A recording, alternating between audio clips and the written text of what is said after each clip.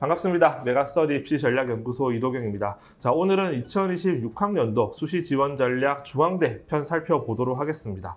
자, 중앙대학교라는 학교는 우리 학생들이 소위 일컫는 스카이, 서성한, 그리고 중경외시에 속해 있는 대학은 맞아요.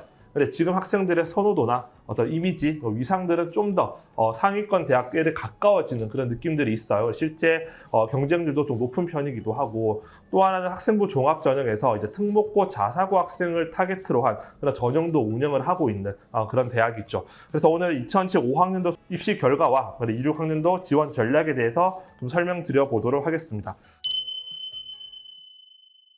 자, 먼저 교과 전형부터 살펴보도록 하겠습니다. 자, 2014학년도부터 2026학년도까지 전형 방법부터 좀 보도록 할게요.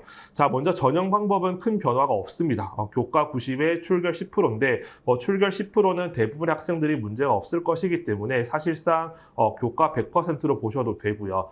지원 자격은 재수생까지 지원이 가능하고 추천 인원은 최대 20명까지 받을 수 있습니다. 자, 인원수가 충분히 넉넉하기 때문에 재수생들한테도 좀 기회가 올 수 있는 그런 전형이고, 자, 수능 최저 학력 기준이 인문계열, 자연계열 모두 3개 합 7등급으로 동일한데, 자, 2014학년도부터 영어는 2등급을 받더라도 1등급으로 간주를 해줘요. 그렇다라고 하면 예를 들어서 영어를 2등급 받았을 경우 1등급 처리가 되는 거고요. 그러면 국어나 혹은 사회, 국어나 수학에서 3등급씩 받더라도 3개 합 7등급을 충족을 할 수 있게 되죠. 그래서 사실 좀 여유가 있는 그런 수능 최저라고 보시면 되고, 안성에 있는 다빈치 캠퍼스는 수능 최저학력 기준이 없습니다. 자, 교과 반영 방식을 보시게 되면 반영 교과는 국어, 수학, 영어, 사회, 과학, 전교과, 우리가 알고 있는 상위권 대학교와 크게 다르지 않은데 한국사를 포함하지 않아요. 그래서 환산 점수 계산해 보실 때는 한국사를 제외하고 계산을 해 보시면 됩니다. 자, 반영비는 공통과 일반, 등급으로 표시되는 과목이 90%, 그리고 진로가 10%로 표시가 돼요. 반영 지표는 석차 등급 혹은 성취도를 이제 환산 점수로 변환시켜서 이수 단위와 함께 계산을 하게 되고, 상위권 대학교들은 그 환산 점수에 등급 간 급간차를 두고 있죠. 근데 중앙대학교는 급간차가 없습니다. 4등급, 5등급까지도 0.28, 0.29점으로 급간차가 거의 없기 때문에 학생들 굳이 대학에서 발표한 어떤 9등급제 입시 결과를 토대로 판단을 하셔도 괜찮습니다. 그리고 3년 동안 어떤 전형 방법에 큰 변화가 없었고요. 그리고 선발 인원도 큰 변화가 없었기 때문에 입시 결과도 굉장히 안정적으로 나오고 있는 그런 대학이라고 볼 수 있어요. 네, 중앙대학교 지역균형의 경우는 학부대학 무전공, 자율전공으로 선발을 하고 있죠. 그래서 인문대학 36명, 사회과학대학 25명 이런 식으로 학부대학 무전공이라고 보시면 되고, 그렇다 보니까 내가 이 학부에 입학을 했을 때 선택할 수 없는 전공들이 있습니다. 예를 들어서 사회과학대학의 경우는 미디어 커뮤니케이션이나 공공인지학부, 굉장히 선호도가 높은 학과죠. 이 학과는 선택을 할 수 없어요. 그리고 경영경제대학도 경영학부로 선택할 수 없다라던가 그런 부분들이 있고, 공과대학도 화공과 기계, 굉장히 선호도가 높은 학과들이죠. 선택을 할 수 없어요. 그래서 내가 원하는 학과가 분명한 친구들은 사실 이제 일반 학과로 개별 모집 단위로 찾아 들어가셔야 된다는 거 좀 참고로 알고 가시면 될 것 같아요. 자, 그래서 지역균형의 수능 최저 충족률을 보시게 되면 대체적으로 60%대를 유지를 하고 있습니다. 지금 2025학년도에 인문계열이 66.4%, 그리고 자연계열이 63.4%, 그리고 약대는 28.4%, 약대가 좀 낮죠. 수능 최저가 높아서 그래요. 그래서 일반 학과의 경우는 한 60%대 정도의 수능 최저 충족률을 보여준다라고 보시면 돼요. 자, 이어서 입시 결과 살펴보도록 하겠습니다. 자, 먼저 경쟁률을 이제 비교해 볼 텐데, 2025학년도와 2024학년도의 경쟁률을 보시면 인문계열은 경쟁률이 굉장히 크게 상승했다라는 것을 확인을 할 수 있어요. 그러니까 전체 학과에서 모두 경쟁률이 크게 상승을 했고, 그에 반해 자연계열은 비슷한 경쟁률을 보여줬습니다. 자, 일반적으로 경쟁률이 상승하면 입시 결과도 좀 상승할 수 있지 않을까 생각을 해볼 수 있긴 하겠지만, 사실 입시 결과는 큰 변화는 없었어요. 그래서 경쟁률이 상승했던 이유가 작년과 재작년에 지원자의 평균을 보시게 되면 인문계열 학과들이 크게 지원자의 평균 등급이 낮아졌어요. 낮아졌다는 것은 등급이 낮은 친구들이 좀 많이 지원을 했을 가능성이 높은 거죠. 제 인문대학을 보시게 되면 2.04 등급에서 작년에 2.37 등급, 그리고 공공인재는 2.35, 미디어 커뮤니케이션은 무려 3.25 등급, 그리고 모든 다른 인문계열 학과들도 지원자의 평균 등급이 낮아졌다. 이에 반해서 자연계열은 사실 큰 변화가 사실 보이지는 않습니다. AI 학과가 상대적으로 조금 낮기는 했는데 실제 입시 결과는 크게 낮아지지 않았거든요. 그래서 문과계열의 경쟁률 상승이 합격선의 변화 상승으로 이어지지는 않았다라고 보시면 될 것 같고, 일반적으로 지금 보시다시피 중앙대학교 인문계열의 교과 적정선을 보통 1.7등급 정도로 잡고 있어요. 지금 학과를 보시게 되면 지금 인문대학이 50% 컷 기준으로 1.87, 사회과학대학이 1.77 등급이고, 작년에 미디어 커뮤니케이션 학부는 펑크가 났습니다. 그래서 50% 컷이 2.18, 70%가 2.28까지 떨어졌었고, 자, 공공인재는 재작년에 펑크가 났어요. 70% 컷이 2.29 등급, 그러니까 굉장히 낮았죠. 펑크가 났는데 작년에는 미디어 커뮤니케이션이 펑크가 났다라고 보시면 되고, 이럴 경우는 올해는 다시 제자리를 차지할 확률이 좀 매우 높다라고 보시면 됩니다. 그 나머지 사범대학과 경영경제대학들도 대개 1.7등급 선에서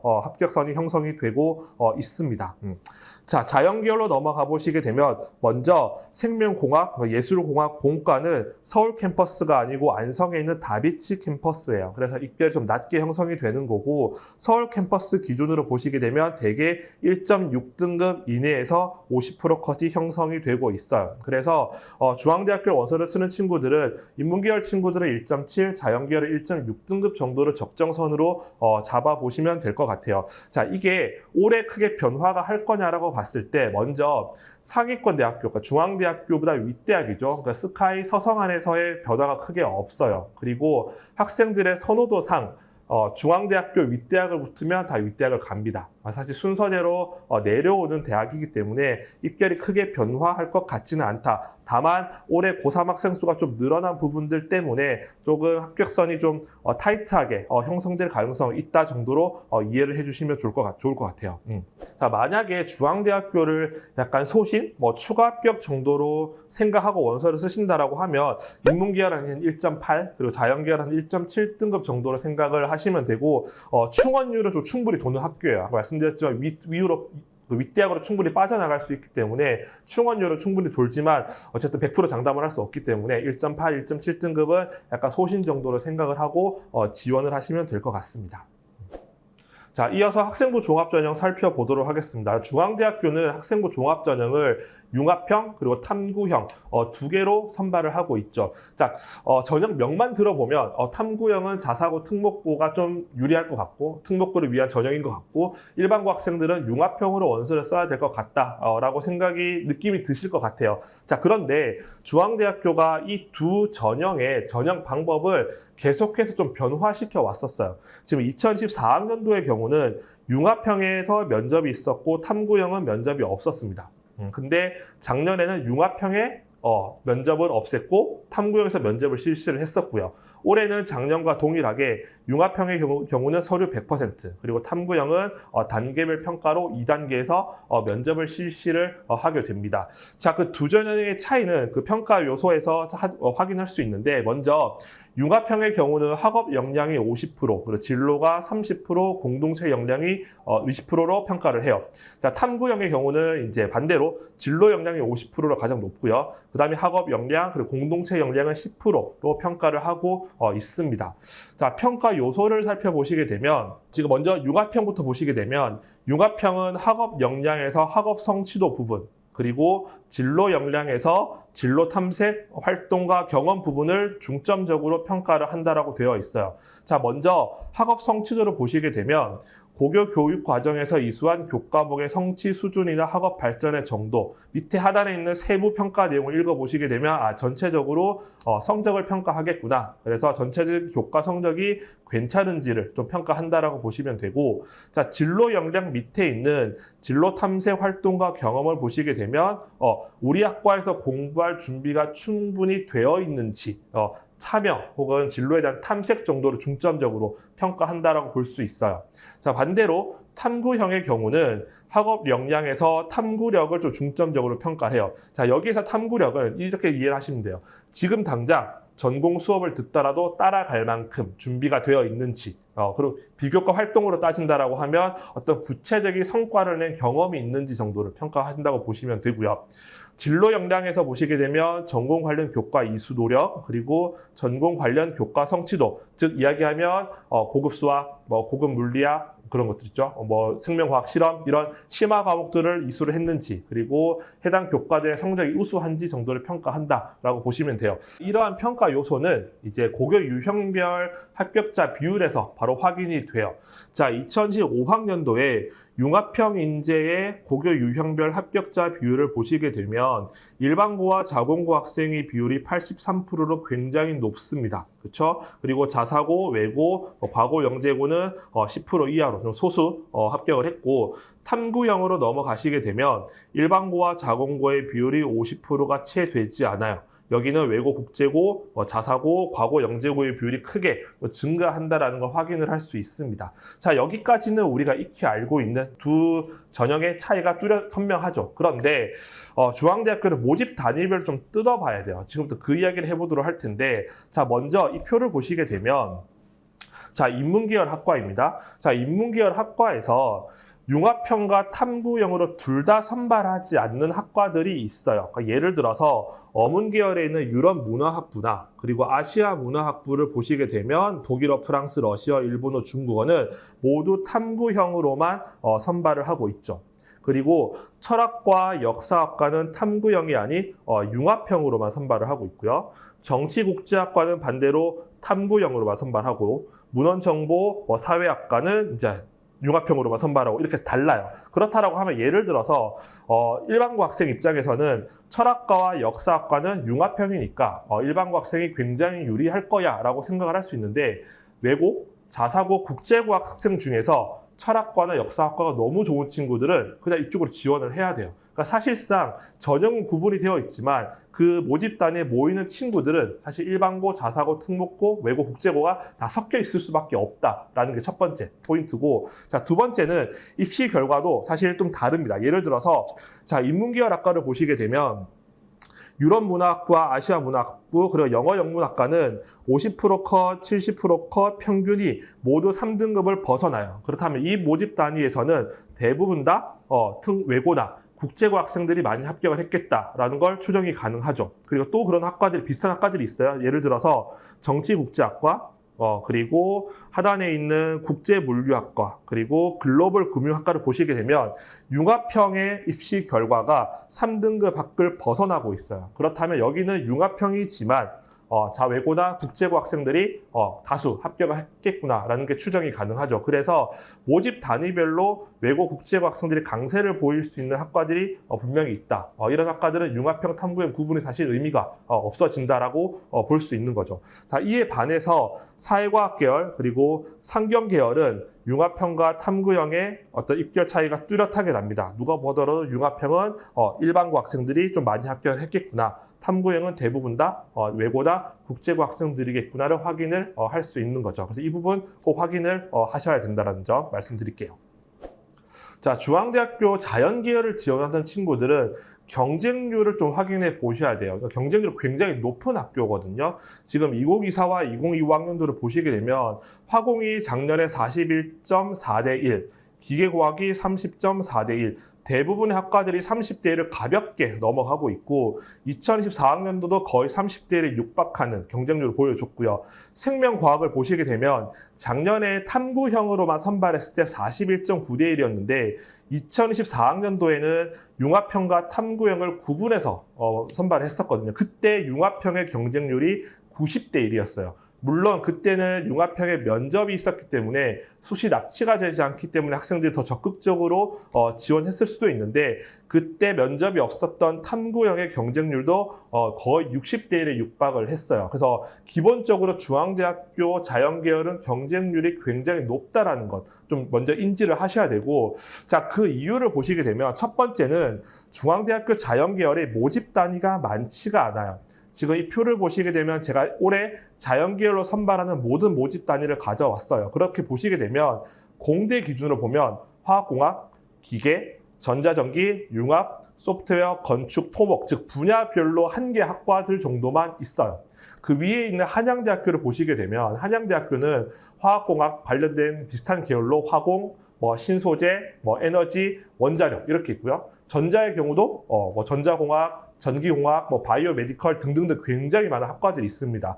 그 밑에 있는 경희대학교도 굉장히 많은 학과로 모집 단위로 학생들을 선발하는 대학인데 중앙대학교는 거기에 비해서 모집 단위가 많지 않다는 게 첫 번째. 그리고 두 번째는 자, 일반고 학생들이 융합형으로 지원하려고 딱 봤더니 융합형과 탐구형의 선발 인원을 비교해 보면 탐구형이 훨씬 더 많아요.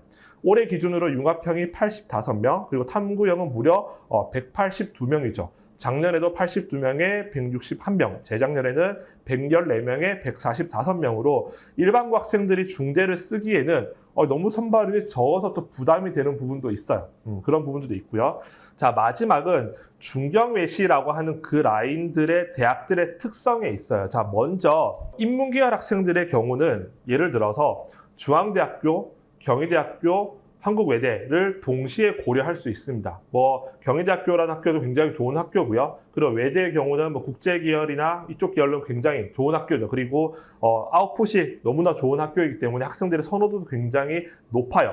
그렇죠. 중앙대학교를 대체할 수 있는 다른 후보군 학교들이 충분히 있는 건데 자연계열은 조금 이야기가 다릅니다. 자, 첫 번째는 외대는 자연계열이 없죠. 그러니까 AI 융합 대학이 있는데 되게 소수 학과들만 한두 개 학과밖에 없는 거고 또 하나는 경희대학교 공과대학이 서울의 소재가 대학이 아니에요. 그러니까 즉 수원에 있다 보니까 학생들 입장에서 좀 주저하게 되는 부분들이 분명히 발생을 하는 거죠. 자, 예를 들어서 제가 학생들의 어떤 지원 카드, 학생들의 유형별로 학교 구성을 좀 보도록 할게요. 자, 먼저 A 유형을 보시게 되면 저 메디컬부터 쓰고 내려오는 친구들이죠. 보통 메디컬을 원서를 쓰는 친구들은 서울대, 연대, 고대 정도에서 끝이 납니다. 기본적으로 메디컬은 수능 최저학력 기준도 굉장히 높기 때문에 메디컬 수능 최저를 충족할 수 있을 정도면 사실 서성한 어디도 충분히 경쟁력이 있는 친구들이기 때문에 그 밑으로 잘 내려오지 않죠. 자, B 유형으로 넘어가 보시게 되면 메디컬을 쓰기는 좀 어려운 친구들, 그렇다고 하면 서울대부터 원서를 쓰는 친구들인데 서영고를 씁니다. 근데 서성한을 3장을 또 동시에 쓰기는 사실 조금 불안한 감이 있어요. 그래서 중경외시 라인에서 한 장 정도를 써야 되는 건데 외대는 일단 후보군에서 빠지죠. 근데 경희대가 서울에 없다 보니 그냥 어쩔 수 없이 중대를 씁니다. 왜냐면 위에서 되겠지라는 그런 생각으로 씁니다. 그렇죠?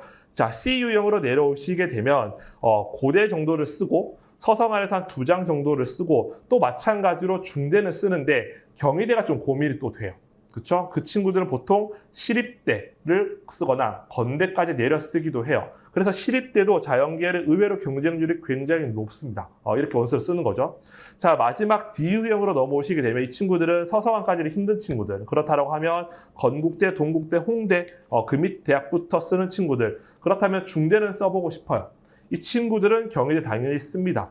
그렇죠? 그렇다 보면 결국은 중앙대학교는 최상위권 친구들부터 그리고 중위권 친구들이 모두 만나는 자연계열에서는 모두 만나는 그런 대학이다 보니까 굉장히 경쟁률이 높게 나타난다. 그래서 사실 경쟁률이 90대 1, 재작년처럼 생명과학이 넘어가게 되면 이거는 합격 가능성 판단이 안 돼요. 그러니까 논술 전형도 아니고 그렇죠. 그렇다 보니까 자연계열 친구들은 중앙대학교를 뭔가 적정으로 잡고 들어가기는 조금 애매한 부분들이 분명히 있다는 거. 조금 유의를 해 주셨으면 좋겠어요.